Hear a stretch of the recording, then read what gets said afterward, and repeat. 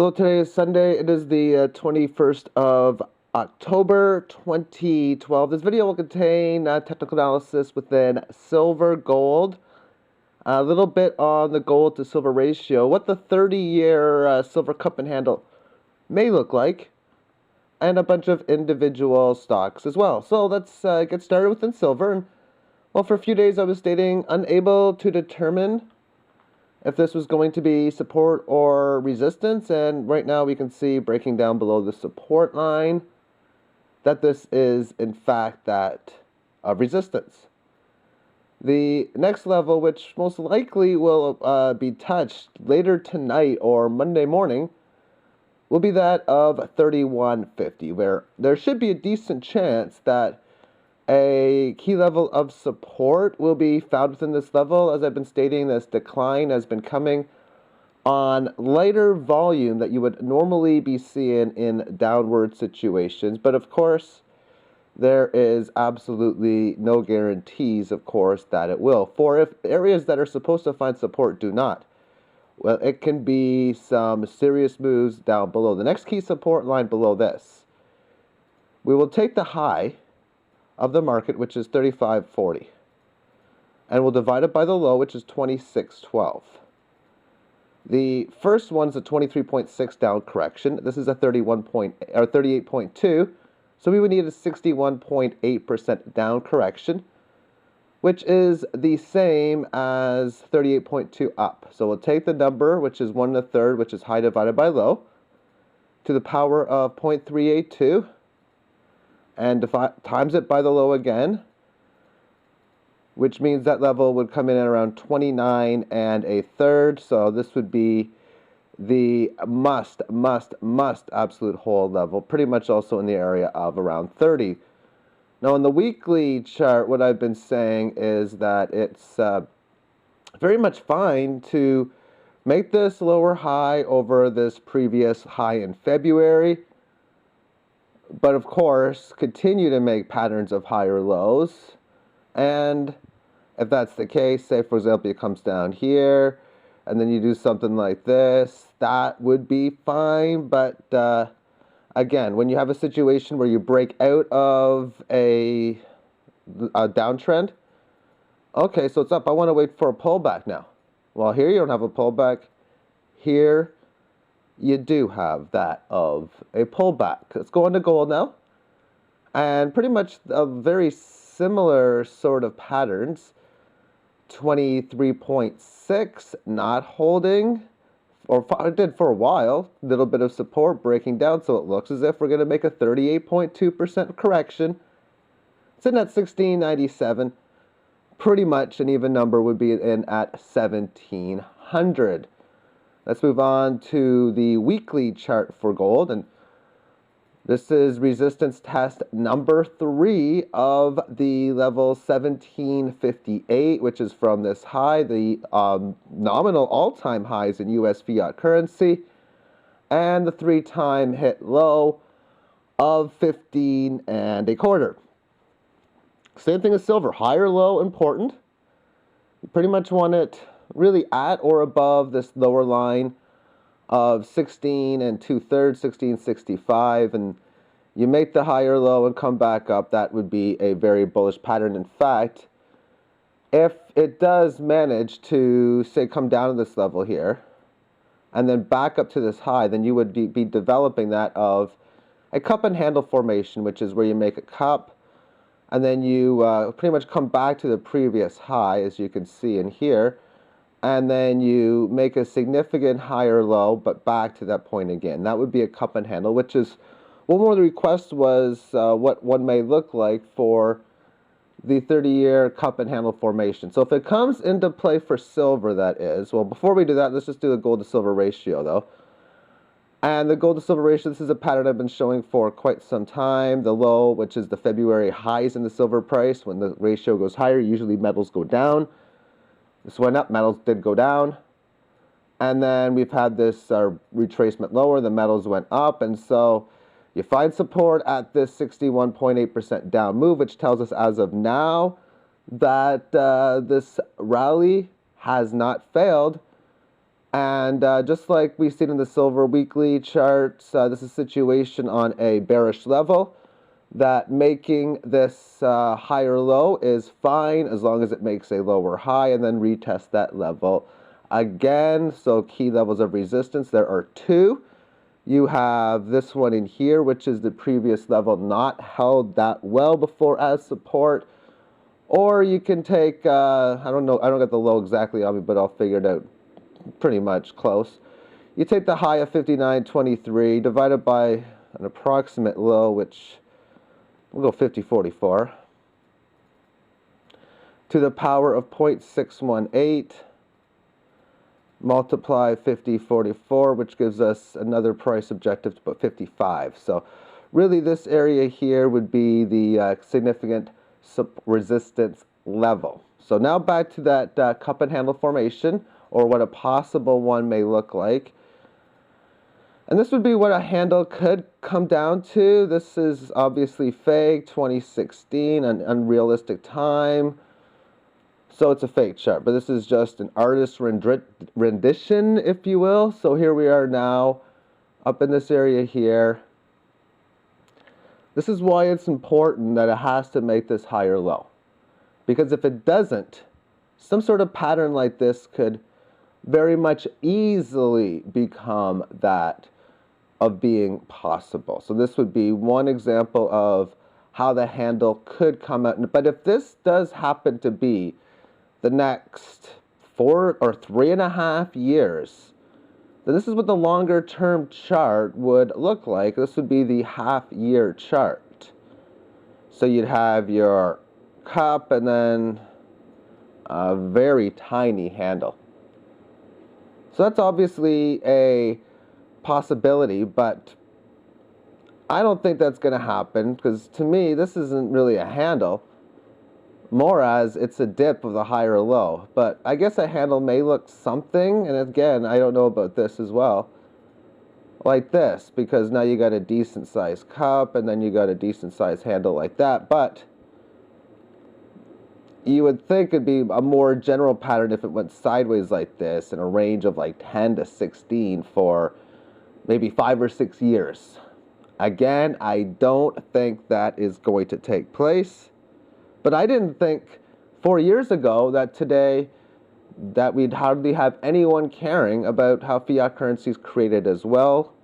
And that has been the case as well. So let's move on to some individual charts now. Let's first take a look at Apple, AAPL. This will be the 10-hour chart.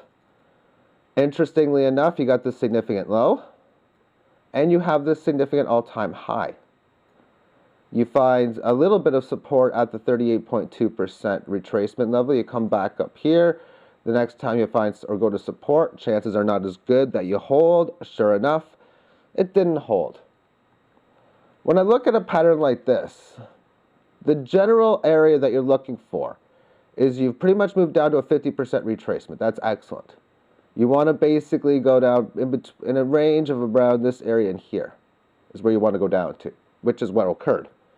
And when that's the case, you're looking for a move up to here, maybe even a little above it, where you're betting for it to go down, or that of a short, with a price objective to this line and a stop over this line. That's one way of playing it. Or if happening first is a move to here, and then you go long, maybe place a stop below this line somewhere, and your sell target is back up to this line, or even a 61.8 or 38.2% correction. Those are different ideas. But when you see stuff like this, you just can't say, oh, we're at a 38.2 or a 61.8, it's time to buy. You want to look at the longer term time frames. You want to make sure that all the other statuses are correct. Because overall with stocks, I know a lot of people within this community are saying, oh, stocks, they got to go down, they got to go down, they got to go down.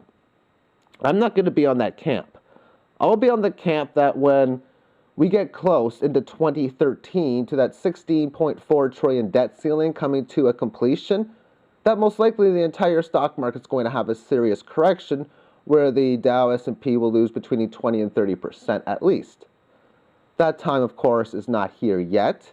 And the second thing is, during this economic collapse, The stocks or companies that survive this mess are the ones that are going to work through. So let's hypothetically assume that people wake up to fiat currencies enough to the point where they're no longer alive. Well, this won't be priced in this of dollars, but it will still be priced in something else, most likely. And that's, of course, if it survives the long run. Apple? Probably a good chance that they will. Another good chance of a company that's going to survive is Google, GOOG. And Google this week had a huge hit. Now, again, you look at a whole blind situation, 38.2%. Let's look at this short term, extremely short term. If you're playing this 1 minute time frame, you see this. Oh boy, we're already down to 682.5, which is the Fibonacci level. Maybe it's a good time to go on a long side. Well, it managed to go up to 704, which means that's a gain of 16 more. That's over 2%. So you can get a small gain at that point. But when you have a major move like this to this level, if I was happening to wait for 682, just by looking at this chart, I might be saying, I'm going to wait just a little bit lower. That was pretty much of a harsh move, to say the least. If it was a normal, something like this, well, that's a different story, but no. And let's move on to some other stocks. Let's move on to Morgan Stanley. This is what I was looking at for a little while ago, as this is a situation of a possible short with a stop above there and a play to make it either A, to the previous low, and if that's the case, maybe your stop's a little higher, I don't know, or even somewhere in this area here. We'll see how this one plays out. Number 12 is RIM, which has been getting their butts destroyed lately. This is a 30-day chart, which means each one of these candles represents really 6 weeks of trading. This is going back to 2000, so we have some significant Fibonacci. This low of 139 and the high that's over 100 times higher of 148. Support was very little at this level, and now we're back here again. Now, it's spent the last few months really finding resistance at this level right now more than it's finding support. It's been down quite some time. Now, one of the old school methods that I like to use to determine on down stocks, if it's got a good shot at going up, is if their market cap is significantly lower than their tangible equity. And from what I've seen on Yahoo Finance's webpage, is the market cap is $4 billion right now for RIM, and the last reported tangible equity they have is $6.4 billion. Maybe it's in millions. Either way, it doesn't matter. But this could tell you that maybe this thing deserves to be up 60% higher, which could give us a price objective and a little higher. We'll see, but it's also at Fibonacci. It's one of those cases where even if this company is going to be going out of business, you can at least still get a gain before they go out of business, oftentimes. Moving on, because there's another one like this, and that would be IGOI.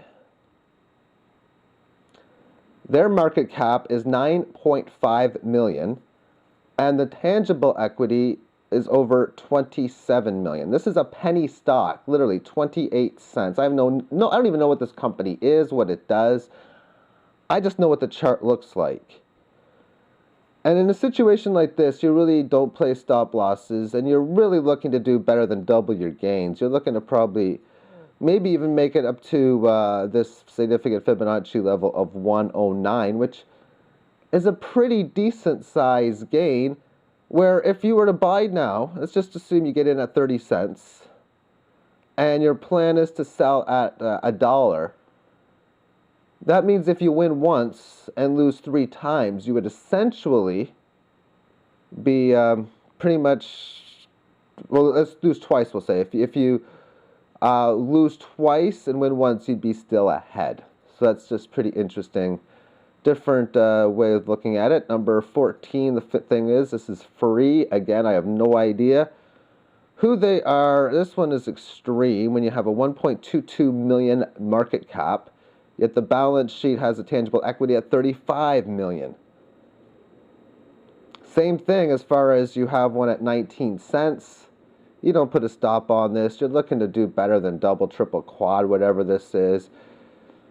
Pretty much it. Now I look at something like this to say, you got a poker table. Draw a little table. I'm not that good at drawing. There we go. And let's just assume that there's a bunch of seats, but the only two I care about are here. You're sitting here, and you are in what they call the small blind. Everybody to you has just folded. Let's just assume the blinds are 1 and 2. It's a no-limit game.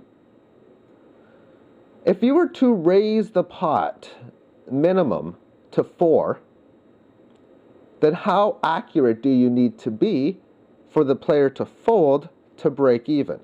You put in 1 originally, and the big blind had 2. If you pop this up to 4, then how accurate do you need to be? Well, the answer is you are risking 3, because you already had 1 in. That doesn't count. You're looking to profit this 2 and this 1, so your risk is 3 to 3. So if your opponent happens to fold 50% of the time or greater, then that would be a positive investment. If they fold less than half the time, which means they either call or raise you more than that, well, then that would be a poor one.